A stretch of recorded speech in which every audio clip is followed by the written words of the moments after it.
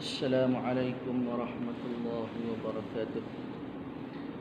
Alhamdulillahi rabbil alamin, wassalatu wassalamu ala asyrafil anbiya'i wal mursalin sayyidina Muhammad wa ala alihi wa sahbihi ajma'in.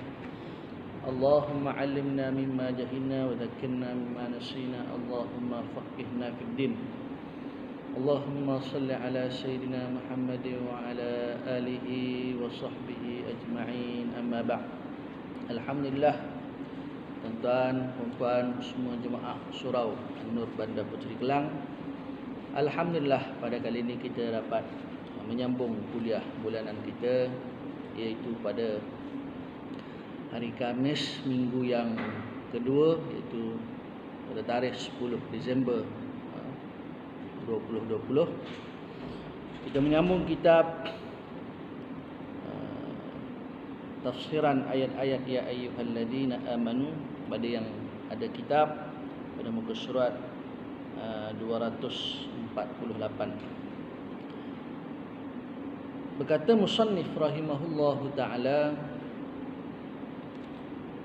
taubat. Allah Subhanahu wa taala merintahkan kita untuk bertaubat melalui firman-Nya yang berbunyi, wa qul lil mu'minati yaghdudna min absarihinna wa yahfazna furujahunna. Dan katakanlah kepada perempuan-perempuan yang beriman supaya menyekat pandangan mereka daripada memandang yang haram. Ini perintah Allah Subhanahu wa taala kepada wanita muslimah, iaitu agar wanita muslimah ini memelihara mata mereka daripada melihat yang haram. Bagi lelaki muslim juga Allah SWT perintahkan kullil mu'minin yaghuddu min absarihim. Wahai orang lelaki muslim, peliharalah mata kamu daripada melihat yang haram, begitu juga dengan wanita. Kadang wanita juga perlu menjaga mata, lelaki perlu menjaga mata. Tapi kebiasaannya mata lelaki ini lebih liar daripada mata perempuan, kerana wanita ini, seluruh tubuh wanita itu adalah ianya menarik perhatian lelaki. Kerana Allah Subhanahu wa taala berfirman, zuyyina lin-nasi hubbus syahawati minan nisa. Telah dihiasi bagi manusia ni hubbus syahawat minan nisa. Dia ada syahwat, dia suka kepada nisa, iaitu kepada perempuan. Baik. Wala yubdina zinatahunna illa ma dhahara minha, dan memelihara kehormatan mereka, wa yahfazna furujahunna, dan pelihara kehormatan mereka. Allah Taala berfirman, orang perempuan ni dia kena jaga maruah dia, dia kena jaga kehormatan dia.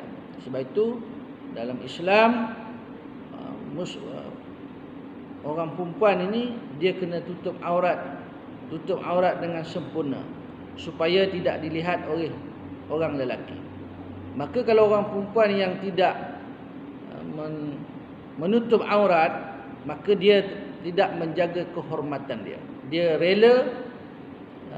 Dia rela auratnya dilihat oleh lelaki yang asing, yang bukan mahramnya. Sebab itu orang perempuan Allah Ta'ala perintahkan dia jaga kehormatan dia. Baik, dalam ayat ini, di dalam surah An-Nur ayat yang ke-31 ni, iaitu pengarang meletakkan ayat ini iaitu tentang taubat pada Allah Subhanahu Wa Taala. Kerana ayat tentang taubat ni berada di akhir surah An-Nur, pada ayat yang ke-31 daripada surah An-Nur ini. Maka pada awalnya disebut dulu tentang aurat dan orang perempuan. Wala yubdina zinatahunna illa ma dhahara minha, dan janganlah mereka memperlihat perhiasan tubuh mereka kecuali yang zahir daripadanya. Orang perempuan ini bahagian manakah yang boleh dilihat? iaitu bahagian yang boleh dilihat bagi orang perempuan. Makna orang lelaki boleh lihat bahagian yang zahir sahaja daripada tubuhnya, daripada auratnya, itu wajah, muka dia dan juga tapak tangan dia. Makanya begitu juga dengan bentuk tubuh. Contohnya, sebab itu perempuan dia kena pakai pakaian yang labuh, pakaian yang agak besar, yang agak longgar. Bila mana dia dah pakai pakaian yang longgar, dia telah menutup aurat, patuh syariah dah, ikut cara yang betul dalam menutup aurat seperti mana yang dituntut oleh Islam. Maka jikalau masih nampak lagi tubuh, masih nampak bentuk tubuh itu, tak apa, tak jadi masalah. Yang penting dia dah pakai baju yang longgar, baju yang labuh, yang menutup aurat. Jikalau seorang lelaki itu dia melihat seorang wanita yang dah menutup aurat, dia masih lagi maknanya dia seorang lelaki, dia tengok perempuan dah tutup aurat, dah pakai longgar, dan dia tahu di sebalik tudung dan jubah itu adalah orang perempuan, dia masih lagi bersyahwat, masih lagi maknanya tak dapat jaga syahwat dia, maka lelaki ini bermasalah. Otak dia sentiasa memikirkan aurat perempuan ataupun dia membayangkan. Wal'iyadzubillah min zalik, kita minta jauh. Ya. Waliyadribna bi khumurihinna ala juyubihinna, dan hendaklah mereka menutup belahan leher bajunya dengan tudung kepala. Orang perempuan dia kena tutup dia punya leher bajunya dengan tudung kepala mereka. Wal yadribna bi khumurihinna ala juyubihinna. Orang perempuan kena tutup leher baju dia dengan tudung mereka. Wala yubdina zinatahunna illa li bu'ulatihinna aw aba'ihinna aw aba'i bu'ulatihinna aw ikhwanihinna aw abna'i bu'ulatihinna aw ikhwanihinna aw bani ikhwanihinna aw bani akhawatihinna aw nisa'ihin aw ma malakat aymanuhunna aw at-tabi'ina ghairi ulil irbati minar rijali aw at-tifli alladhina lam yadhharu ala auratin nisa'. Ayat ni panjang, tuan. Dan janganlah mereka memperlihatkan perhiasan tubuh mereka melainkan kepada suami. Baik, orang perempuan ni kalau dia bersama aurat dia ni, yang boleh dilihat, yang boleh melihat aurat orang perempuan ni adalah, pertama adalah suami mereka, kemudian ayah mereka, kemudian ayah mertua, kemudian anak mereka, kemudian anak tiri mereka dan saudara mereka, anak saudara mereka yang lelaki, kemudian anak saudara mereka yang perempuan, kemudian perempuan-perempuan Islam. Orang perempuan sama perempuan, maknanya orang perempuan sesama perempuan. Walau macam mana pun aurat perempuan ni, walaupun boleh dilihat oleh suami, oleh adik-beradik dan sebagainya, kalau aurat perempuan seorang isteri bagi suami dia, maknanya seluruh tubuh, maknanya suami itu dia boleh melihat aurat isteri dia, seluruh tubuh isteri dia. Cuma dalam hubungan kelamin ada adab-adab dia lah, maknanya berselimut dan sebagainya. Manakala mahram bagi perempuan yang selain daripada suami, bukan bermaksud oleh kerana boleh melihat, maka tak boleh perempuan ni dia kalau dalam rumah dia dengan anak dia, dengan mahram dia yang disebutkan, maknanya list yang disebut tentang boleh melihat aurat, dia tak jaga aurat dia, maksudnya dia kena tutup aurat dia. Tetapi jikalau dia sedang sakit ataupun dia luka dan sebagainya, maka mahram-mahramnya, suaminya, anaknya, bapa, ayahnya yang disebut dalam ayat ni, maka boleh menjadi yang mahram dia ni, boleh menemani dia. Tetapi aurat tetap kena jaga. Dia mesti kena ada perasaan malu.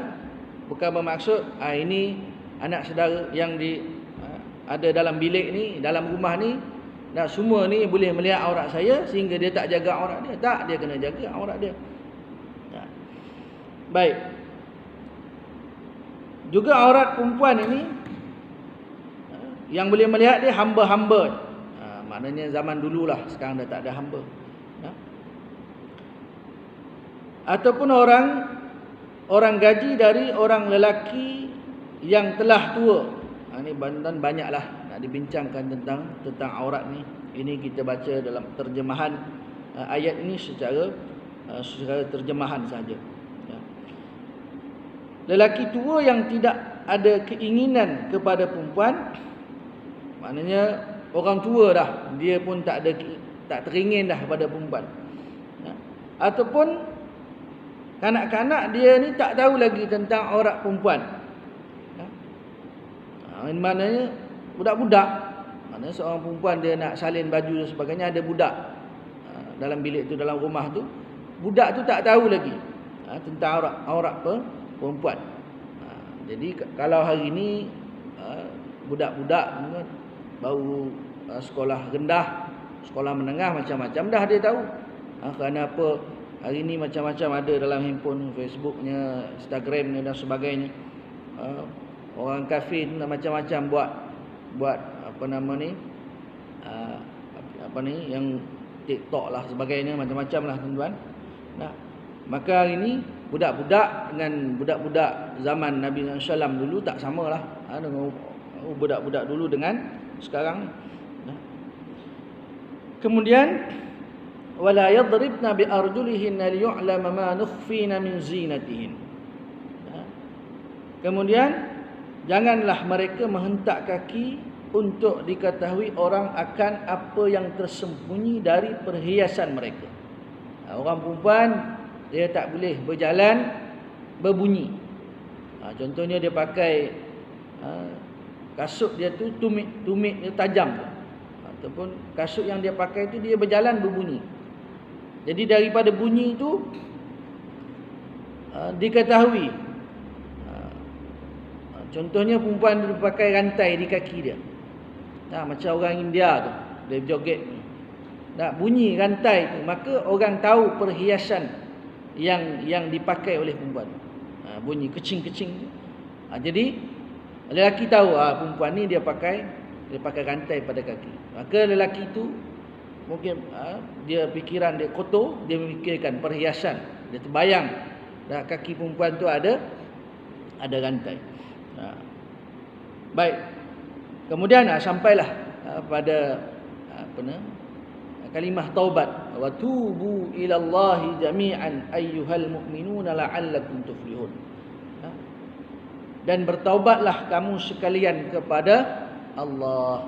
Ini tuntutan taubat dalam ayat yang ke-31 daripada surah An-Nur ini. Bertaubatlah kepada Allah wahai orang yang beriman. Supaya apa? Bila mana kamu bertaubat kepada Allah, supaya kamu berjaya. La'allakum tuflihun. Maksudnya orang yang bertaubat kepada Allah Subhanahu wa taala, dia selamat daripada azab neraka, dimasukkan ke dalam syurga Allah, mendapat keredaan Allah, dia mendapat kejayaan. Baik, taubat seharusnya dilakukan dengan benar dan murni untuk Allah Taala. Taubat ni tuan, dia kena benar-benar bertaubat. Taubat yang sebenar-benarnya, taubat yang murni kepada Allah Ta'ala. Iaitu Allah Ta'ala Tuhan semesta alam, yang mana Allah Ta'ala menyeru hamba-hambanya yang beriman agar bertaubat dengan taubat yang benar dan murni. Allah Subhanahu Wa Ta'ala berfirman, Ya ayyuhalladzina amanu tubu ilallah taubatan nasuha. Asa rabbukum an yukaffira ankum sayyi'atikum wa yudkhilakum jannatin tajri min tahtihal anhar. Yang bermaksud, wahai orang yang beriman, bertaubatlah kamu kepada Allah dengan taubat nasuha. Taubat nasuha ni maknanya taubat betul-betul. Taubat yang murni. Taubat yang tidak mengulangi lagi dosa tersebut. Rasa benci kepada dosa tersebut. Taubat dengan sebenar-benar taubat. Mudah-mudahan Tuhan kamu akan menghapuskan kesalahan-kesalahan. Bila mana kita bertaubat, Allah Ta'ala hapuskan segala kesalahan kita, dosa kita. Dan memasukkan kamu ke dalam syurga yang mengalir di bawahnya beberapa sungai. Kita taubat pada Allah, Allah ampunkan dosa-dosa kita, Allah masukkan kita ke dalam syurga, yang mana di dalam syurga ni mengalir, di bawah syurga ni sungai. Yauma la yukhzillahu an-nabiyya wal-ladina amanu ma'ahu. Pada hari Allah tidak akan menghinakan Nabi dan orang yang beriman bersama-sama dengannya. Hari akhirat ini Allah Ta'ala tidak akan menghina Nabi sallallahu alaihi wasallam. Allah Ta'ala tidak akan menghina Nabi sallallahu alaihi wasallam dan orang yang beriman bersama-sama dengan Nabi sallallahu alaihi wasallam. Karena Allah memuliakan Nabi sallallahu alaihi wasallam dan orang yang beriman. Allah meninggikan darjat. Allah mengangkat darjat orang yang beriman. Allah mengangkat darjat Nabi sallallahu alaihi wasallam. Manakala orang kafir Allah hina mereka. Allah rendahkan martabat mereka. Nuruhum yas'a baina aydihim wa bi aymanihim. Cahaya mereka bergerak cepat di hadapan mereka, di sebelah kanan mereka. Masya Allah. Di hari akhirat ini, cahaya Nabi SAW dan cahaya orang yang beriman ini, cahaya mereka ini bergerak di hadapan mereka, iaitu di sebelah kanan mereka. Nuruhum yas'a baina aydihim wa bi aymanihim. Di sebelah kanan mereka. Orang beriman, Nabi SAW ni bercahaya di hari akhirat. Manakala orang kafir, mereka tidak ada cahaya. Yaquluna Rabbana, mereka berkata, wahai Tuhan kami, atmim lana nurana, sempurnakanlah cahaya bagi kami. Atmim lana nurana. Orang beriman, Nabi SAW ni, mereka dapat cahaya. Kemudian orang beriman ini, Nabi SAW minta pada Allah, atmim lana nurana, sempurnakanlah cahaya bagi kami, waghfir lana, dan ampunilah kami. Innaka ala kulli syai'in qadir, sesungguhnya engkau maha kuasa atas tiap-tiap sesuatu. Masya Allah. Orang yang bertaubat pada Allah, orang yang bersih daripada dosa-dosa dia, di dunia dia telah taubat kepada Allah, dia telah pun bertaubat kepada Allah dengan sebenar-benar taubat. Di hari akhirat dia akan dapat cahaya, Allah akan muliakan dia. Di hari akhirat minta kepada Allah, sempurnakanlah cahaya, ampunilah kami. Kerana Allah Subhanahu Wa Taala berkuasa ke atas tiap-tiap sesuatu. Baik, taubat yang benar merangkumi 4 dimensi sebagaimana yang dijelaskan oleh Muhammad bin Ka'ab al-Kharzi. Jadi dijelaskan oleh Muhammad bin Ka'ab al-Kharzi ini, iaitu ada 4 taubat yang benar ni, dia merangkumi 4. Kena ada 4. Pertama, memohon ampun dengan lisan. Kita istighfar pada Allah. Astaghfirullahalazim alladzi la ilaha illa huwal hayyul qayyum wa atubu ilaih. Lidah kita, lisan kita, Rabbana zalamna anfusana, ya Allah kami telah menzalimi diri kami. Wa illam taghfir lana, jika engkau tidak mengampuni kami. Wa illam taghfir lana wa tarhamna, dan merahmati kami, lanakunanna minal khasirin, kami termasuk orang-orang yang rugi. Maka kita berbanyakkan istighfar kepada Allah SWT. Dalam hidup kita ni kita perbanyakkan istighfar. Astaghfirullahalazim alladzi la ilaha illa huwal hayyul qayyum wa atubu ilaih. Baginda Nabi Muhammad sallallahu alaihi wasallam beristighfar sebanyak 70 kali hingga 100 kali. Nabi Muhammad sallallahu alaihi wasallam seorang yang maksum, kekasih Allah. Allah ampunkan dosa yang telah lepas, dosa yang akan datang. Maksum Nabi Muhammad sallallahu alaihi wasallam, kekasih Allah, beristighfar kepada Allah Taala. Malulah kita sebagai hamba Allah Taala yang hidup di akhir zaman, yang hidup di zaman yang penuh dengan fitnah ini, tiba-tiba kita tidak beristighfar kepada Allah SWT. Perbanyakkanlah kita istighfar kepada Allah Ta'ala. Di mana sahaja kita berada, kita istighfar. Bukan lepas solat sahaja, kita tengah bawa kereta ke, di mana sahaja istighfar kepada Allah. Astaghfirullahalazim alladzi la ilaha illa huwal hayyul qayyum. Baik, taubat yang sebenarnya juga yang kedua mesti ada menjauhkan diri daripada maksiat. Jauhkan diri. Seseorang tu kalau dia nak bertaubat pada Allah, dia telah melakukan dosa, melakukan maksiat, maka dia sedar, dia insaf. Apa cara dia? Apa yang dia nak kena buat, iaitu dia menjauhi maksiat tersebut. Sebab tu dia kena berhijrah. Dia tak boleh lagi berkawan dengan ahli-ahli maksiat yang masih lagi melakukan maksiat. Dia kena jauhkan diri dia. Kenapa? Kalau dia masih lagi bersama dengan kawan-kawan dia, sahabat-sahabat dia yang masih lagi melakukan maksiat, maka akhirnya dia juga akan terjebak, terjerumus kembali, tergelincir balik. Sebab tu dia kena jauh. Dia kena ubah pakaian dia. Yang paling penting hati dia. Tapi pakaian itu juga merupakan benteng. Seseorang dia pakai jubah, pakai kopiah, pakai serban, mana mungkin dia pergi ke tempat maksiat, mana mungkin dia pergi ke kelab malam, mana mungkin dia pergi ke tempat-tempat yang di sana orang melakukan maksiat. Maka pakaian itu juga merupakan benteng. Simpan janggut panjang sikit. Kita lihat orang yang telah bertaubat, telah hijrah. Pada awalnya dia melakukan maksiat, kemudian dia bertaubat kepada Allah, dia berhijrah. Masya Allah, tabarakallah. Kalau pada awalnya dia ada tatunya, pada awalnya penampilan cara berpakaian dia ni dia ikut barat, ikut cara orang kafir. Kemudian bila mana dia bertaubat, dia berhijrah, Masya Allah, janggut sikit punya panjang. Mengalahkan ustaz. Ustaz pun tak panjang janggut, dia panjang lagi. Orang tertukar yang mana satu ustaz. Ustaz tak ada janggut, yang bukan ustaz pula ada janggut. Sebab itu tuan-tuan yang dimuliakan oleh Allah Subhanahu wa taala, jauhkan diri daripada maksiat.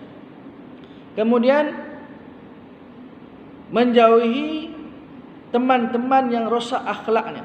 Okey. Baik. Jauhi daripada maksiat. Maksiat tu kita tinggal. Dan juga kita kena menjauhkan diri kita daripada kawan-kawan yang melakukan maksiat.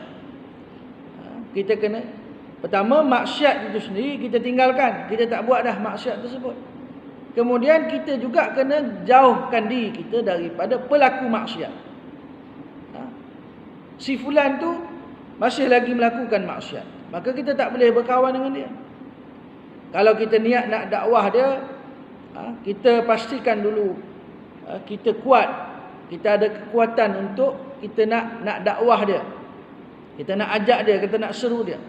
Tapi kalau kita rasa kita tak kuat, yang kita takut, kita bimbang, akhirnya kita pada awalnya niat nak dakwah, akhirnya kita pula terikut-ikut, terpedaya dengan mereka yang masih lagi kekal melakukan maksiat pada Allah.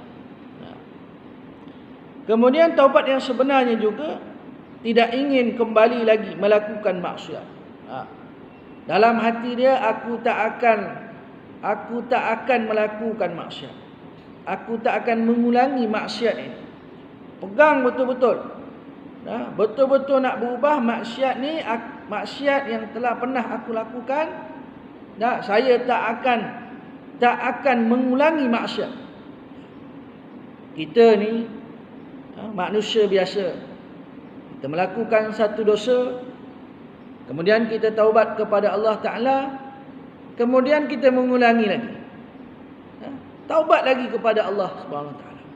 Selagi mana nyawa di kandung badan, selagi mana kita ni masih Allah Ta'ala berikan peluang hidup, taubat kepada Allah Subhanahu Wa Ta'ala. Buat dosa, taubat. Ulang lagi buat dosa, taubat pada Allah. Jangan percaya dengan terpedaya dengan cakap orang. Tak guna kamu bertaubat. Kamu ulang balik. Kamu taubat, kamu ulang balik. Tak payah taubatlah, Allah Ta'ala tak terima. Jangan dengar cakap orang macam ni. Di antara cara syaitan menipu ini, iaitu syaitan mengatakan, kamu masih muda lagi, tunggulah tua nanti baru bertaubat pada Allah. Muda-muda ni enjoy dulu. Enjoy umur 30. Enjoy umur 40. Enjoy umur 50. Tak sempat bertaubat, mati. Wal'ayadu billahi min dzalik. Mudah-mudahan kita semua sempat bertaubat kepada Allah sebelum Allah mencabut nyawa kita, insya-Allah. Amin ya rabbal alamin. Asy-Syafi'i berkata dalam puisinya, adalah kewajipan manusia untuk taubat. Manusia ni wajib dia taubat pada Allah. Tetapi meninggalkan dosa itu lebih diwajibkan. Dan juga wajib kita meninggalkan perbuatan dosa. Berpaling dari kehidupan dunia itu menakjubkan. Berpaling daripada kehidupan dunia. Ini puisi lah. Namun kealpaan manusia dari perkara itu lebih menghairakan. Manusia ni sifat dia lupa, alpa. Sabar dalam bertaubat merupakan sesuatu yang susah. Bukan senang nak taubat pada Allah Subhanahu Wa Taala. Kena istiqamah. Bila mana kita bertaubat, istiqamah, sabar. Jangan terpedaya dengan cakap orang. Kamu ni nak tunjuklah kamu warak, kamu ni nak tunjuklah kamu baik, kamu ni, jangan terpedaya. Bila mana kita istiqamah, kita berhijrah, kita nak jadi orang yang baik, kita nak berhijrah, kita nak menjadi hamba Allah yang lebih baik, yang lebih bertakwa, jangan pedulikan cakap orang. Nak dengar cakap orang ni tuan-tuan, sampai bila pun tak selesai. Seorang perempuan dia pada awalnya tidak menutup aurat, tak pakai tudung, kemudian dia pakai tudung, dia berhijab, kemudian orang kata pada dia ni pakai hijab sebab nak jual tudung. Sebab nak jual tudung, sebab tu dia pakai tudung. Kalau sebab dia tak pakai, dia pakai tudung sebab bisnes. Apa sahaja orang cakap, jangan dipedulikan. Yang penting kita jaga keikhlasan kita dengan Allah Subhanahu Wa Taala. Ya Allah, kurniakanlah aku ya Allah keikhlasan ya Allah. Jangan dipedulikan cakap orang. Itu semua mereka ni tuan-tuan, mewakili syaitan, mewakili iblis. Mewakili iblis. Bisikan-bisikan ni, bisikan-bisikan yang jahat, ini datangnya daripada iblis, datangnya daripada syaitan. Syaitan membisikkan. Jadi manusia-manusia yang ada, orang-orang yang ada ni, yang bercakap tentang orang yang nak bertaubat ni, dengan sangkaan-sangkaan mereka ini adalah manusia yang bertopengkan syaitan. Mereka ni manusia, tetapi perangai macam syaitan. Kerana dia ada ganggu orang nak bertaubat, dia nak ganggu, dia nak cakap macam-macam, nak komen macam-macam. Tetapi pahala yang terlewat lebih susah untuk digapai. Maknanya pahala itu, nak dapat pahala ni bukan senang. Segala yang diharapkan itu terasa dekat, namun maut jauh lebih dekat. Maut ni, kematian ni dekat. Kenapa kematian tu dekat? Kerana kita tak tahu bila tiba ajal kita. Tarikh kita lahir kita tahu. Semua orang hafal tarikh lahir dia, tapi tarikh kematian dia tidak tidak tahu. Wahai Tuhan, terimalah taubat kami. Ya Allah, terimalah taubat kami. Bersihkanlah kegelisahan hati kami. Ya Allah, kami bimbang, kami gelisah. Ya Allah, hilangkanlah. Ampunilah dosa-dosa kami. Ampunilah dosa-dosa kami dan sikap kami yang berlebihan. Wahai Tuhan semesta, wahai Tuhan semesta alam. Baik, kita masuk pada seruan yang seterusnya, iaitu seruan ke-14, iaitu tentang janganlah mengambil orang bukan Islam sebagai orang dalam. Baik, ayat ni tuan-tuan kita baca terjemahan dia sikit, kemudian keterangan dan penjelasan itu insya-Allah kita sambung pada kuliah yang akan datang. Baik, janganlah mengambil orang bukan Islam sebagai orang dalam. Aku berlindung kepada Allah SWT dari segala godaan syaitan yang terkutuk. Ya ayyuhalladzina amanu la tattakhidhu bitanatan min dunikum la ya'lunakum khabalan waddu ma 'anittum qad badatil baghdha'u min afwahihim wa ma tukhfi suduruhum akbar qad bayyana lakumul ayati in kuntum ta'qilun. Wahai orang-orang yang beriman, janganlah kamu mengambil orang yang bukan dalam kalangan kamu menjadi orang dalam yang dipercayai. Allah Ta'ala larang kita jangan ambil orang itu bukan daripada kalangan kita. Kita jadikan orang tu orang dalam, orang yang dipercayai. Apatah lagi orang tu orang kafir, dia adalah musuh Islam. Sebab apa kita tak boleh ambil orang yang bukan di dalam kalangan kita, bukan orang Islam, non-Muslim, kita jadikan dia orang dalam, kita jadikan dia orang yang dipercayai, kerana mereka tidak akan berhenti berusaha mendatangkan bencana kepadamu. Kerana musuh Islam ni dia jahat. Dia tak akan berhenti, usaha untuk mendatangkan bencana kepada kamu, mudaratkan umat Islam. Mereka sukakan apa yang menyusahkan kamu. Dia suka sesuatu yang menyusahkan umat Islam. Telah pun nyata tanda kebencian mereka pada pertuturan mulutnya.